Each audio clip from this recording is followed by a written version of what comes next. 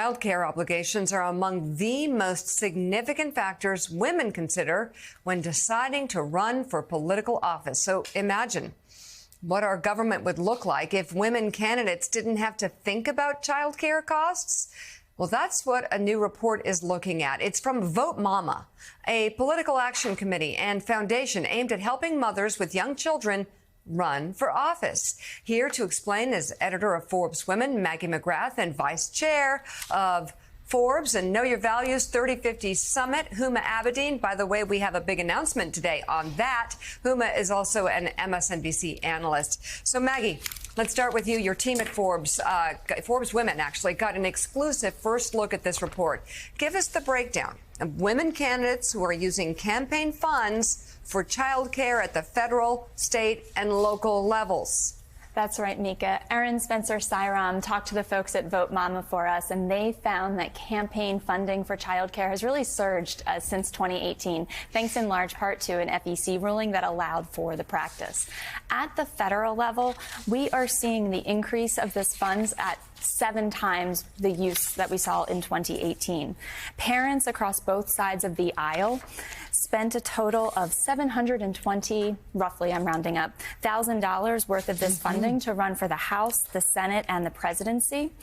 And that's 68 candidates, again, across the aisle, mothers and fathers. But 56% of this figure was used by female candidates running for office. So we are seeing mothers using this funding to run for office.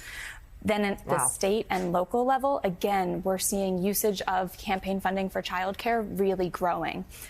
Vote Mama found that 87 candidates across the aisle spent $225,000 worth of this funding in 2022 alone. That is up from $10,001 in 2018. So again, a really big surge. Over the course of those 4 years, parents of all genders are spending about $300,000 to cover the cost of childcare incurred while running for offices at state legislatures and the judicial level. And here again, 60% of this funding has been used by women. All right. So, Huma, the report also had some compelling stats on the usage of campaign funds on child care for women candidates of color. What were the findings and why does it matter? Well, Mika, we talk about the importance of representative government all the time. You just mentioned it. I love Luba Shirley, who is the founder of Vote Mama, and I actually remember talking to her in 2018 when she was running for Congress against Peter King, and she had a 1-year-old and a 3-year-old, and I remember the images of her strapping her 1-year-old onto herself as she campaigned, and she didn't win that race, but she decided she was going to go forward and figure out a solution to this problem for women. We know we can use campaign funds to buy yard signs, to buy gala tickets, to buy office furniture. Why not to take care of our children while we go out and work? And for those of us who've been in politics, you know how unpredictable that schedule is. So it's hard for women, and no shock, it's harder for women of color. And so she pushes this through. This FEC ruling rules in her favor. And in fact, I remember her saying that before she did it in 2018, before her 2 male candidates had thought to do it before. And so now it's available to all women. And since 2018, 60% of the state candidates who have run are women. And of that number, 32% are women of color. So it's half. And at the federal level, it's 56% of all women. And of that, it's of the 56%, it's 50% women of color. So we have a lot more work to do, but it's an incredible organization. It's an incredible that it's available to candidates, and look forward to seeing more candidates, and particularly women of color, using it.